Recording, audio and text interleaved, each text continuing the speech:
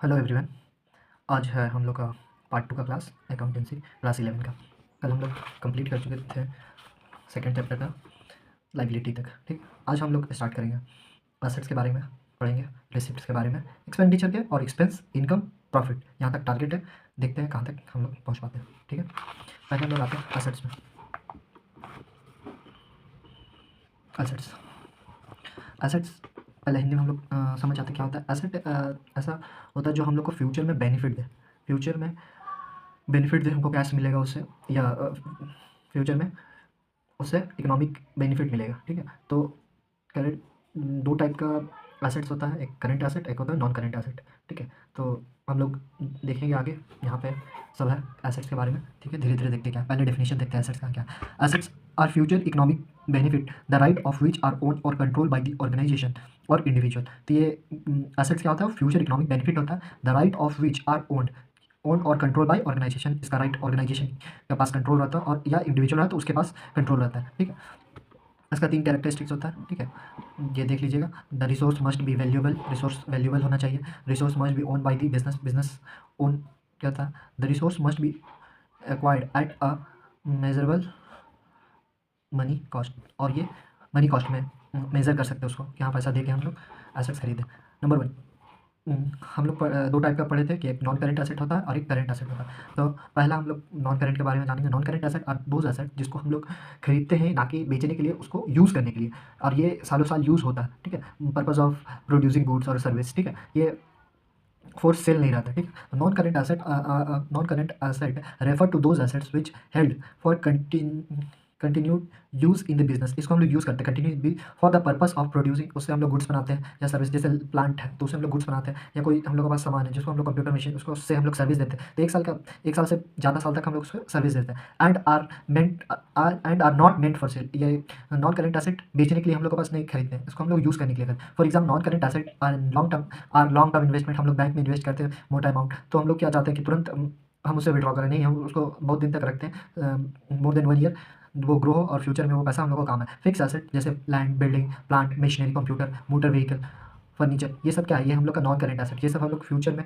Use करते हैं अपने बिजनेस को आगे बढ़ाने के लिए। प्लांट उसको यूज़ करते हैं more than 1 year, plant, machinery, computer, motor vehicle. ठीक है, और उसके बाद फिर नॉन करेंट एसेट में दो और एक टाइप आता है, tangible asset, non tangible asset, intangible asset.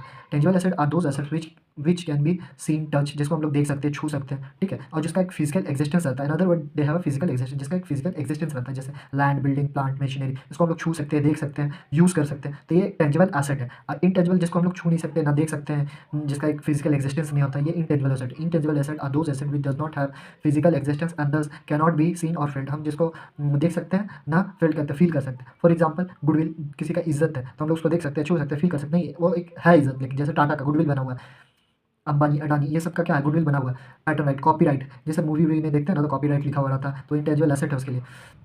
Trademark, computer software, अब जैसे मैं माइक्रोसॉफ्ट का सॉफ्टवेयर बना हुआ है तो क्या सॉफ्टवेयर बना के बेच सकता है, नहीं, उसका एक पैटर्न बना हुआ है कि हाँ वो सिर्फ एमएस ऑफिस ही बना सकता है। Intangible asset are also valuable asset. Intangible asset एक वैल्यूएबल एसेट है।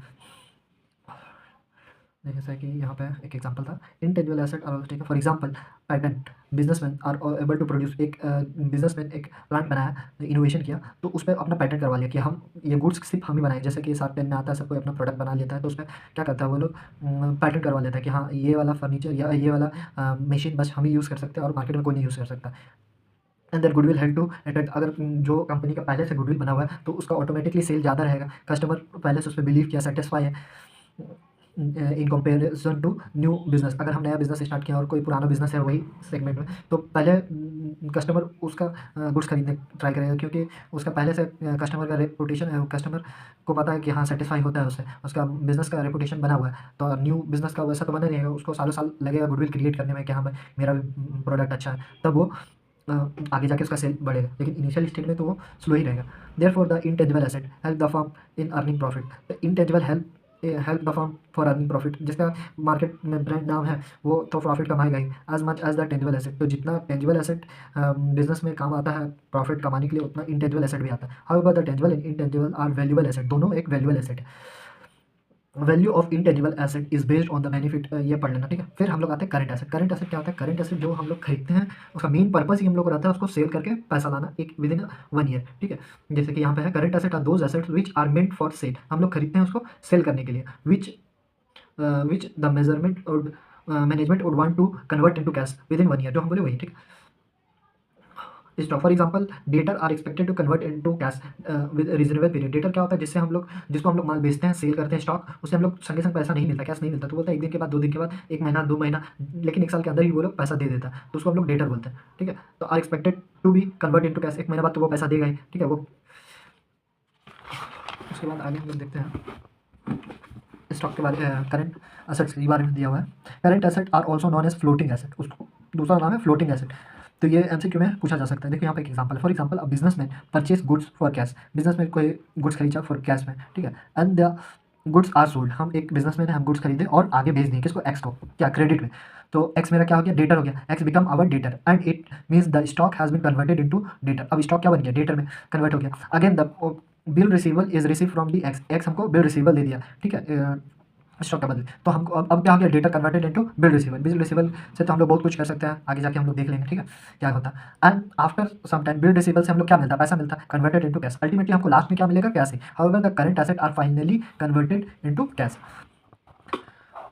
इधर रीड करना उतना कुछ खास नहीं है। यहाँ पे हम लोग आते हैं फिक्टिशियस और नॉमिनल एसेट। ये क्या होता है? फिक्टिशियस और nominal asset, those assets which can not be realise in cash. एक एसेट का क्या सिग्निफिकेंस था कि हमको वो फ्यूचर में बेनिफिट देगा और हम उससे कैश उससे उसको हम कभी भी कैश में कन्वर्ट कर सकते हैं, ठीक है, करंट एसेट के बारे में। और नॉन करंट में तो टाइम लगता है, ठीक है। Those assets which can not be realise in cash और ऑफ फ्यूचर बेनिफिट। पर फिक्टिशियस एसेट ऐसा एसेट है जिससे हमको ना कैश मिलेगा ना हम लोग को फ्यूचर में कोई बेनिफिट होगा, फिर भी हम इसको एसेट मानते हैं। क्यों? सच asset include debit balance in the profit and loss account and expenditure are not been written off as a advertisement expenditure। जैसे कि इसको एक बार हिंदी में हम समझा दे रहे हैं। जैसे कि कोई भी बिजनेस हम लोग स्टार्ट करते हैं, स्टार्टिंग में हम लोग इनिशियल खर्चा लगता है, जैसे प्रीलिमिनरी एक्सपेंस, बिजनेस स्टार्ट करने से पहले बहुत सारा खर्चा लगता है, तो वो सब खर्चा हम लोग धीरे धीरे क्या करते हैं? पीएल में राइट ऑफ करते हैं और बाकी अमाउंट को हम लोग एसेट्स में लिख के रखते हैं, और जितना उसका वैल्यू रहता है और धीरे 1 साल 2 साल करके उसको धीरे धीरे राइट ऑफ करते हैं। तो वैसे ही पीएल में हम लोग डेबिट करते हैं, बाकी जो अमाउंट बचता है उसको हम लोग एसेट्स में, जैसे कि एडवर्टाइजमेंट एक्सपेंस, कोई चीज़ का एडवर्टाइजमेंट होता है तो क्या एक ही बार सारा पैसा आ जाता है? मान लीजिए एडवर्टाइजमेंट में 5 लगा तो क्या पूरा पीएल में दे देंगे? तो फिर क्या होगा? प्रॉफिट हम लोग का घट जाएगा, तो टैक्स हम लोग कम देंगे। इसीलिए हम लोग क्या करेंगे? पहले इसको धीरे धीरे राइट ऑफ करेंगे, ठीक है। These assets are not really assets, देखो यहाँ पर not really asset but Son on the asset side only for the purpose of transferring profit. वो सिर्फ प्रॉफिट एंड लॉस अकाउंट के ही चलते हम लोग एसेट्स में उसको काउंट करते हैं, ठीक है। जैसे इसका एग्जांपल हो गया प्रीमिलरी एक्सपेंस, डेफर्ड रेवेन्यू एक्सपेंडिचर। आगे हम लोग पढ़ेंगे डेफर्ड रेवेन्यू एक्सपेंडिचर क्या होता है, ठीक है। हम लोग अब 8वां में आते हैं, क्या है? Capital receipt and revenue receipt. Capital receipt क्या होता है? It is also necessary to take a proper distinct between capital expenditure और रेवेन्यू ना, कैपिटल रिसिप्ट और रेवेन्यू रिसिप्ट, ठीक है। तो इन दोनों के बारे में ऐसे पहले हम बता देते क्या होता है। कैपिटल रिसिप्ट हम लोग जो अमाउंट रिसीव करते हैं, amount receive for the sale of fix asset. हम लोग कोई भी बिजनेस का एसेट्स बेचते हैं जो नॉन करेंट एसेट आता है, तो उससे हम लोग को ह्यूज अमाउंट ऑफ मनी मिलता है, तो उसको हम लोग कैपिटल एसेट बोलते हैं, ठीक है। और वो कैपिटल कंट्रीब्यूशन बाई प्रोपाइटर, या प्रोपाइटर कंट्रीब्यूट करता है ह्यूज अमाउंट बिजनेस में, तो वो भी एक कैपिटल रिसिप्ट हो गया। या हम लोग जैसे कि कोई बिजनेस है, तो बिजनेस कहाँ से पैसा रेस करता है? शेयर होल्डर से, तो वो क्या इशू कर देता है? शेयर इशू कर देगा या डिवेंचर इशू कर देगा, ठीक है, मार्केट में। तो उससे क्या आ जाता है? पैसा आ जाता है, वो किस में जाता है? कैपिटल रिसिप्ट में। फिर amount receive by the way of loan, या हम लोग लोन ले लेते हैं बैंक से, तो वो भी एक तरह से क्या है? कैपिटल रिसिप्ट होता है, ठीक है। रेवेन्यू रिसिप्ट क्या होता है? जो खर्चा डे टू डे बिजनेस चलाने में होता है, मनी। अगर हम लोग जो बेचे, जो स्टॉक बना रहे हैं, तो उसको हम लोग बेचेंगे तो उससे पैसा आएगा। Money obtain from the sale of good, हम लोग जो बना रहे हैं वो जो स्टॉक, उसी को हम लोग बेच रहे हैं, तो वो क्या है? Revenue receipt. Commission fees receive from the service render, जिसको हम लोग सर्विस रेंडर दिए, हम लोग सर्विस प्रोवाइडर है, तो हम उससे हम लोग फीस चार्ज करेंगे, कमीशन चार्ज करेंगे। या हम लोग पैसा इन्वेस्ट किए, ठीक है, तो उससे हम लोग क्या इंटरेस्ट आएगा, डिविडेंड आएगा, ठीक है। फिर नंबर 9 क्या है? एक्सपेंडिचर। एक्सपेंडिचर भी 2 टाइप का होता है, कैपिटल एक्सपेंडिचर और रेवेन्यू एक्सपेंडिचर। पहले एक्सपेंडिचर मतलब क्या होता है? खर्चा, ठीक है। तो कहाँ था? ठीक है। 3 टाइप का होता है, कैपिटल एक्सपेंडिचर, रेवेन्यू एक्सपेंडिचर और डेफर्ड रेवेन्यू एक्सपेंडिचर। पीछे हम लोग देखे थे ना, ठीक है। तो कैपिटल एक्सपेंडिचर क्या होता है? मेन कैपिटल एक्सपेंडिचर होता है जो हम लोग एसेट्स में खर्चा करते हैं। एसेट्स मान लीजिए टूट गया, हम उसको नया पार्ट लगवा दिया, तो वो एक कैपिटल एक्सपेंडिचर। उसके वजह से वो एसेट का लाइफ भी इंक्रीज हो गया और वो जब जितना फंक्शन करता था उससे ज़्यादा वो फंक्शन कर रहा, तब हम लोग उसको कैपिटल एक्सपेंडिचर में काउंट करेंगे। जैसे कि any expenditure which is incurred in inquiring और increasing the value of asset. इसमें क्या हो रहा है? वैल्यू का फिक्स एसेट्स का क्या हो रहा है, वैल्यू इंक्रीज हो रहा है in term of capital expenditure, जितना हम लोग पैसा लगाएं उसके हिसाब से एसेट्स का वैल्यू इंक्रीज हो गया। As such the amount spend on purchase और इरेक्शन ऑफ बिल्डिंग हम लोग को क्या क्या अमाउंट स्पेंड मतलब खर्चा किए on the purchase of building plant furniture, तो वो लोग भी मेरा क्या है, कैपिटल खर्चा ही है ना। हम लोग कोई प्लांट खरीदे, अब बड़ा बड़ा प्लांट कंपनी में आता है 50 करोड़ का 20 करोड़ का, तो ये क्या है, कैपिटल एक्सपेंडिचर। ये लोग तो ये नॉन रेकनिंग इन नेचर होता है, बार बार थोड़ी ना खरीदता है, 5 साल में एक बार जब भी जरूरत पड़ा तब खरीदता है। It is capital expenditure such expenditure ये ओवर अ लॉन्ग पीरियड, ये क्या है, लॉन्ग पीरियड के लिए हम लोग खरीदते हैं, और ये डिसीजन हम लोग पहले ले लेते हैं कि हाँ ये लेना, ये कि एक बार ले लिया उसके बाद तो लेना, ये नहीं लेंगे, ठीक है। रेवेन्यू एक्सपेंडिचर क्या होता है, ये डे टू डे खर्चा हम लोग तो बिजनेस चलाने के लिए, ठीक है। Any expenditure the full benefit of which receive during one accounting year is term as revenue expenditure, जो हम लोग एक साल के अंदर में ही बहुत सारा खर्चा कर देते हैं, जैसे कि कॉस्ट ऑफ गुड्स, और जितना गुड्स बनाने में खर्चा है वो सैलरी दिए, रेंट दिए, ठीक है, इलेक्ट्रिसिटी चार्जेस दिए। अब बिजनेस कर रहे हो तो एम्प्लॉय लोग को तो सैलरी देना पड़ेगा, अब जहाँ पे गोडाउन है तो उसका रेंट देना होगा, वहाँ पे इलेक्ट्रिसिटी खर्चा हो तो इलेक्ट्रिसिटी, ये सब क्या है, रेवेन्यू एक्सपेंड, डेली खर्चा होते रहता है ये सब बिजनेस में। Such all the revenue expenditure are debited to trading and profit and loss account, ये सब कहाँ जाता है, trading and profit and loss account में, और वो कैपिटल एक्सपेंडिचर कहाँ जाता है, बैलेंस शीट में, ठीक। तो यहाँ पे हम लोग कुछ डिफरेंस देख लेते हैं, कैपिटल एक्सपेंडिचर और रेवेन्यू। कैपिटल एक्सपेंडिचर हम लोग एक्वायर करते हैं, क्यों, एक्वायर ऑफ फिक्स एसेट, बस पता है ना, फिक्स प्लांट मशीनरी, ये सब क्या खर्चा है, बड़ा खर्चा। तो और रेवेन्यू क्या है, वो डे टू डे खर्चा जो बिजनेस को चलाने में आता है, running of the business. Number 2 आता है capital expenditure. Capital expenditure is incurred for the purpose of increasing the earning capacity, तो वो increasing the earning capacity of the business, अगर हम लोग बिजनेस में कुछ ऐसा पैसा लगा जो बिजनेस का ग्रोथ बढ़ गया, पहले से ग्रोथ बढ़ गया, तो वो क्या है, कैपिटल एक्सपेंडिचर है। जैसे कि मशीन में कुछ नया पार्ट लगा दिया तो वो और इफिशिएंटली काम कर रहा, तो पहले से ज़्यादा गुड्स प्रोड्यूस हो रहा, ठीक है, तो वो आ गया कैपिटल एक्सपेंडिचर। और revenue expenditure incurred maintaining of earning earning capacity, तो जो हम लोग डेली का प्रॉफिट कमाते हैं उसमें भी कुछ कुछ खर्चा हम लोग को लगता है, तो उसको हम लोग क्या बोलते हैं, रेवेन्यू एक्सपेंडिचर। फिर तीसरा डिफरेंस है capital expenditure yield benefit normally over a long period. Capital expenditure का खर्चा होता है लेकिन ये बहुत 2 साल 3 साल 4 साल 10 साल तक बेनिफिट देता है, ठीक है, क्योंकि ह्यूज अमाउंट ऑफ मनी लगता है ना। और रेवेन्यू एक्सपेंडिचर वो मिनिमम पीरियड 1 साल के अंदर, मान ली कोई ऐसा खर्चा कि 1 साल के अंदर ही उसका भरपाई हो जाता है, ठीक है।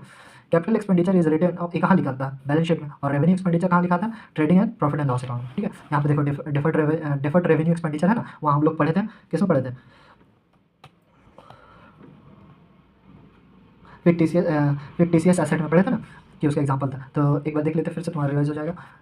Deferred revenue expenditure, deferred revenue expenditure क्या होता है, these are certain expenditure which are revenue in nature, ये एक revenue in nature but benefit of which are likely to derive over a number of year, ये खर्चा हो तो जाता है लेकिन ये नंबर ऑफ ईयर तक हमको बेनिफिट देते रहता है। Such expenditure are deferred revenue expenditure, the benefit is generally for 3 to 7 year, ये 3 साल तक कम से कम, और ज़्यादा से ज़्यादा 7 साल, उससे भी ज़्यादा तक हम लोग को बेनिफिट देता है। As such the whole of expenditure is not debited, अब एक बार जो खर्चा हो गया, क्या इसको हम लोग एक ही बार प्रॉफिट एंड लॉस में कर सकते हैं, तो एक ही साल में पूरा लॉस ही आ जाएगा, ये इतना बड़ा खर्चा है एक्सपेंडिचर। इसीलिए हम लोग इसको क्या करते हैं, पहले उसको नंबर ऑफ ईयर से डिवाइड करके छोटा छोटा पार्ट एक्सपेंडिचर में दे दे के कम करते जाएंगे, और बाकी जो पार्ट बच जाएगा उसको हम लोग एसेट्स में लिख देंगे, ठीक है। जैसे 2 लाख का सामान था, 2 लाख का डिफर्ड रेवेन्यू था, तो 50,000 ये साल में किया, फिर 50,000 अगले साल, फिर 50,000, अच्छा जैसे बाकी पहला साल में 50,000 रुपया प्रॉफिट एंड लॉस अकाउंट में लिख दिए, अब बच गया 1.5 लाख, उसको हम लोग प्रॉफिट एंड बैलेंस शीट में लिख देंगे। फिर नेक्स्ट ईयर का अगर फिर 50,000 प्रॉफिट एंड लॉस अकाउंट में लिखेंगे, 1 लाख कहाँ लिख देंगे, बैलेंस शीट में। देखो ये बात यहाँ पे लिखा हुआ है, ठीक है। फॉर एग्जांपल जो हिंदी में हम बोले वही सारा यहाँ पे लिखा हुआ है, रीड कर लेना। एक्सपेंस क्या होता है, एक्सपेंस 20 मिनट हो गया, आज के लिए इतना ही करते हैं, नेक्स्ट क्लास में नहीं तो बहुत लंबा हो जाएगा।